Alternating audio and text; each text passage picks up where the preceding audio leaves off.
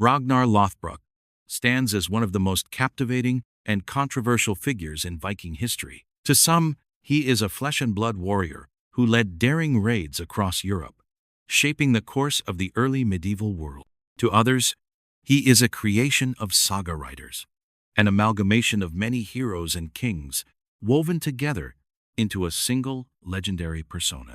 Untangling fact from fiction in Ragnar's story is a challenge, but it's one worth attempting because his legend has endured for centuries, influencing literature, politics, and popular culture. The first hurdle in understanding Ragnar Lothbrok is the scarcity of contemporary records. Unlike kings of England or the Frankish rulers of the same era, Ragnar does not appear in official chronicles as a clearly documented figure. Instead, his story emerges from a blend of Icelandic sagas, medieval Latin texts, and oral traditions passed down long after his supposed lifetime. These sources vary greatly in detail and often contradict one another, making it difficult to establish a single, definitive narrative. In the Ragnar saga, Lothbrokar, the saga of Ragnar Hairy Breeches, Ragnar is depicted as a heroic Viking warrior, famed for his cunning strategies, his unmatched bravery, and his habit of wearing trousers made from animal hides to protect himself in battle. The saga places him in the 9th century, during the height of Viking expansion, portraying him as a scourge of foreign lands who earned fame through both maritime raids and personal feats of valor. His name, Lothbrok, is said to come from these unusual garments, which he supposedly wore to defend against a serpent while rescuing his future wife. Yet sagas like this were written centuries after the events they describe. They were as much entertainment as they were history, blending mythological elements with possible historical kernels. Some historians argue that Ragnar's character is a composite, a fusion of several real Viking leaders who lived across different decades. Names such as Ragnar, a Viking chieftain who famously attacked Paris in 845, and various Danish kings of the same period are often linked to the Ragnar legend. It's possible that the saga writers merged their deeds into one larger-than-life figure. In addition to the Icelandic sagas, other sources add to the mystery. The Gesta Danorum, a Latin history of Denmark written by Saxo Grammaticus in the 12th century, offers another version of Ragnar's life. Here, Ragnar appears as a Danish king and conqueror, whose military skill and fearlessness win him both glory and many enemies. Saxo's account, while more structured than the sagas, still incorporates fantastical elements, such as dragon slaying and impossible feats of strength. This mix of the plausible and the incredible suggests that even medieval historians were not entirely sure where history ended and legend began. One key reason for the blending of truth and fiction in Ragnar's story lies in the Viking tradition of oral storytelling. In the Viking Age, skalds, poets, and bards played a crucial role in preserving history. Their tales were designed to inspire, entertain, and glorify heroes. Over time, exaggerations and embellishments were inevitable. A warrior who led a daring raid could, after a few generations of retelling, become a dragon slayer. A clever tactician could become an invincible champion blessed by the gods. Ragnar Lothbrok, as a cultural icon, was shaped by this process until he became both man and myth. The enigma of Ragnar is further complicated by his supposed family. In saga tradition, Ragnar is the father of several famous sons: Ivar, the Boneless, Bjorn, Ironside, Sigurd, Snake in the Eye, Hvitserk, and others, each of whom became legendary in their own right. Historical records confirm the existence of some of these men, particularly Ivar and Bjorn, who were active leaders in the Viking campaigns in England and beyond. If these sons were real, it adds weight to the possibility that Ragnar himself may have been a historical figure, even if his deeds have been exaggerated. However, this raises another question.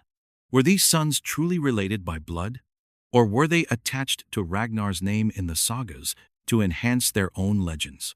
It was not uncommon for medieval writers to link great leaders to a single heroic ancestor, creating a dynastic myth that legitimized their power. If this was the case, Ragnar may have been less a real father and more a symbolic one, the archetype of the ideal Viking leader whose descendants carried his spirit into future generations. The problem of separating truth from legend is not unique to Ragnar Lothbrok. Figures like King Arthur in Britain or El Cid in Spain also blur the lines between historical reality and literary invention. What makes Ragnar particularly fascinating is the degree to which his legend has persisted and adapted. From medieval manuscripts to modern television series, he has been reshaped to fit the values and imaginations of different eras. In this sense, whether or not Ragnar existed exactly as the sagas describe may matter less than the fact that his story has endured for more than 1,000 years. In the end, the origins of Ragnar Lothbrok remain a puzzle. The historical evidence is thin, the literary sources are unreliable, and the oral traditions have been filtered through centuries of cultural change. Yet perhaps that is precisely what makes him such a compelling figure. He exists in the space between fact and fiction, where history becomes legend, and legend becomes something greater than truth itself. Ragnar's story invites us to look not only at the Viking Age, but at the human need to create heroes and to believe in them. If the sagas and chronicles are to be believed, Ragnar Lothbrok's life was a relentless string of daring raids, ambitious conquests, and bold challenges to some of the most powerful rulers of his age. Whether or not every detail is true, the deeds attributed to him paint a picture of a man who embodied the restless and adventurous spirit of the Viking Age. One of the earliest and most famous exploits ascribed to Ragnar is his campaign in the British Isles. According to tradition, Ragnar led a fleet to Northumbria, a powerful Anglo-Saxon kingdom, and defeated its forces in a decisive battle. These raids not only brought him great wealth, but also cemented his reputation as a terror of the seas. In some accounts, Ragnar's arrival is so sudden and overwhelming that his enemies are caught completely off guard, allowing him to plunder vast riches before disappearing back across the waves. Another major chapter in Ragnar's legend is his campaign against Paris in 845. Historical sources, such as the Annals of St. Bertin, record a Viking leader named Ragnar, who led a fleet of 120 ships up the river Seine. This force sacked towns and monasteries along the way before laying siege to Paris itself. The Frankish king Charles the Bald, unable to repel the invaders, was forced to pay a massive ransom of 70 pounds of silver to make them leave. Many historians believe that this Ragnar could have been the historical basis for Ragnar Lothbrok. The parallels are striking. Both figures are described as cunning and ruthless. Both are associated with the Paris raid, and both vanish from the record shortly afterward. The sagas, however, expand on these historical kernels with far more dramatic flair. In the tale of Ragnar's sons, Ragnar is portrayed as an unstoppable warrior who defeats rival kings, slays dragons, and wins the hand of the beautiful Lagertha after a series of incredible feats. While these elements are likely embellishments, they serve an important purpose to illustrate Ragnar's courage, determination, and divine favor. In Viking storytelling, a hero's worth was measured not just by his victories in battle, but by his ability to face impossible odds and emerge triumphant. Ragnar's exploits were not confined to Europe alone. Some versions of his story place him in the Baltic, raiding the lands of the Slavs and Finns. Others have him campaigning in Ireland, fighting both native kings and rival Norse settlers. The geographic range of these stories reflects the vast scope of Viking exploration and raiding during the 9th century. It also underscores the possibility that Ragnar's legend absorbed the deeds of multiple leaders who operated in different regions but shared similar reputations. A recurring theme in Ragnar's saga is his desire for personal glory over mere wealth. Unlike some of his contemporaries, who were content to settle conquered lands and collect tribute, Ragnar is often depicted as seeking out new challenges simply for the honor of victory. This thirst for renown drives him to attempt increasingly dangerous feats, and, in the sagas, it ultimately leads to his downfall. Perhaps the most famous of these dangerous ventures is his ill-fated expedition to England in a small fleet, supposedly undertaken to prove his bravery without the support of his sons. According to legend, Ragnar's ship is wrecked in a storm, and he finds himself stranded in the kingdom of Northumbria. There, he is captured by King Ella, a ruler who harbors a deep grudge against the Viking invader. The saga recounts that Ella orders Ragnar to be executed by being thrown into a pit of venomous snakes. Defiant to the end, Ragnar meets his fate with stoic courage, uttering the prophetic words, "How the little piglets will grunt when they hear how the old boar suffered." This is said to have inspired his sons to launch the massive and devastating invasion of England, known as the Great Heathen Army. While the snake pit execution is almost certainly legendary, it is consistent with the Viking tradition of crafting heroic deaths for their most celebrated warriors. Such an end not only dramatizes Ragnar's bravery, but also provides a powerful origin story for one of the most significant Viking campaigns in English history. The Great Heathen Army, recorded in contemporary chronicles, was a real and formidable force that ravaged much of England in the late 9th century. Whether or not Ragnar's death was the catalyst, his name was clearly being used as a rallying cry for vengeance and conquest. The blending of myth and reality in these stories is especially evident when considering the roles of Ragnar's wives and family. Figures like Lagertha, Aslog, and Thora are central to his saga, each contributing to his legend in different ways. Lagertha, in particular, is portrayed as a shield maiden of extraordinary skill, a rare example of a female warrior in Norse literature. These characters add depth and variety to Ragnar's life story, making it not just a tale of raids and battles, but also of love, rivalry, and destiny. Ragnar's deeds, as preserved in both historical records and epic tales, reveal why he became such an enduring figure in Viking lore. His exploits were not simply about expanding territory or accumulating treasure. They were about creating a legacy that would outlive him. Whether he truly led the siege of Paris, conquered kingdoms single-handedly, or faced a serpent's venom with a smile, Ragnar Lothbrok's legend was crafted to inspire awe and to remind audiences, then and now, of the daring spirit that defined the Viking Age. The death of Ragnar Lothbrok, whether in a pit of snakes or on some less dramatic battlefield, did not end his story. In many ways, it was only the beginning. His name lived on through the deeds of his supposed sons, through the sagas written centuries later, and through the imagination of generations who saw in him the very embodiment of the Viking spirit.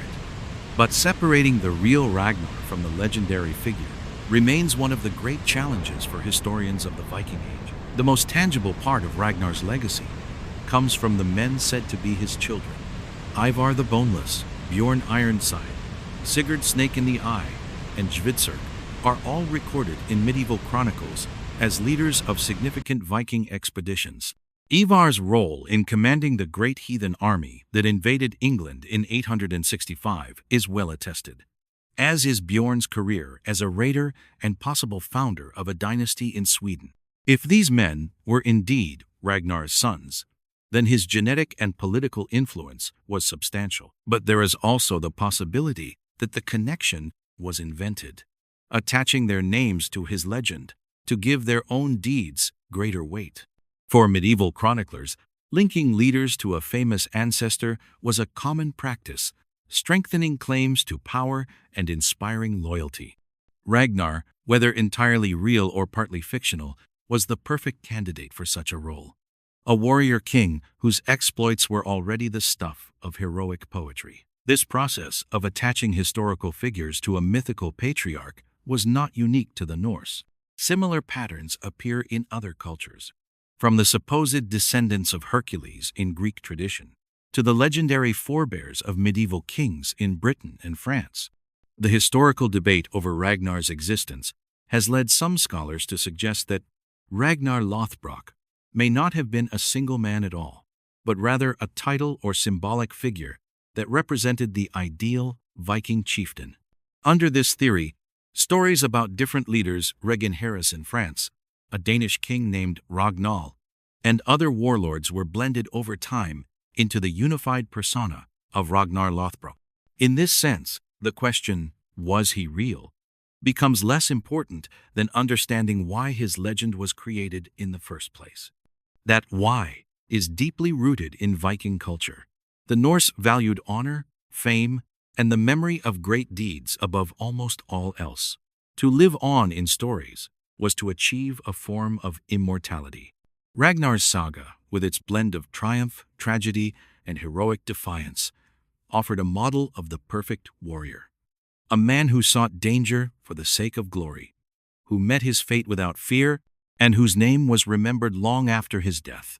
Whether or not the real Ragnar existed, the ideal he represented was real to the people who told and retold his story. In the centuries after the Viking Age, Ragnar's legend continued to evolve. Medieval writers reshaped his image to suit their own purposes. In Denmark, he became a symbol of national pride, a heroic ancestor of the Danish monarchy. In Iceland, his saga was part of a broader effort to preserve Norse heritage and identity. Even in continental Europe, his name was known, often used in moralizing tales about the dangers of pride and ambition. Modern interest in Ragnar Lothbrok owes much to the same qualities that captivated his medieval audiences. He is a figure who refuses to be easily categorized. To some, he is a brutal raider. To others, a cunning strategist. To still others, a tragic hero undone by his own desire for glory. This complexity makes him an endlessly adaptable character in literature, film, and television. Each retelling chooses its own balance between man and myth, fact and fantasy. In popular culture today, Ragnar has been reimagined for a global audience. Television dramas portray him as both a fierce warrior and a deeply introspective leader, torn between family, ambition, and destiny. While these portrayals take significant liberties with historical accuracy, they tap into the same emotional core that sustained his legend for over 1,000 years. Viewers see in Ragnar a reflection of timeless human themes: ambition, love, rivalry, courage, and the inevitability of fate. The enduring power of Ragnar's story also speaks to a broader truth about history. The past is never just a collection of facts. It is also the stories we choose to tell about those facts. Legends like Ragnar's survive not because they are entirely true, but because they resonate with the values and imaginations of the societies that keep them alive. In that sense, the line between man and myth is not a boundary to be erased, but a space to explore a place where history and storytelling meet. Ultimately, the question of whether Ragnar Lothbrok was a real man, a composite of several leaders, or purely a product of saga tradition may never be answered with certainty. But perhaps that is exactly why he remains so fascinating. In the absence of definitive proof, Ragnar exists in the realm of possibility, where the imagination is free to fill in the gaps. He is a reminder that the Viking Age was not only about ships, swords, and silver, but also about the stories that gave meaning to those things. In the end, Ragnar's true legacy is not found in any single battle, kingdom, or grave. It is in the centuries of storytelling that have kept his name alive, reshaping it for each new audience. Whether as a ruthless raider, a tragic hero, or a legendary king, Ragnar Lothbrok remains one of the most enduring figures of the Viking Age, a man, a myth, and perhaps both.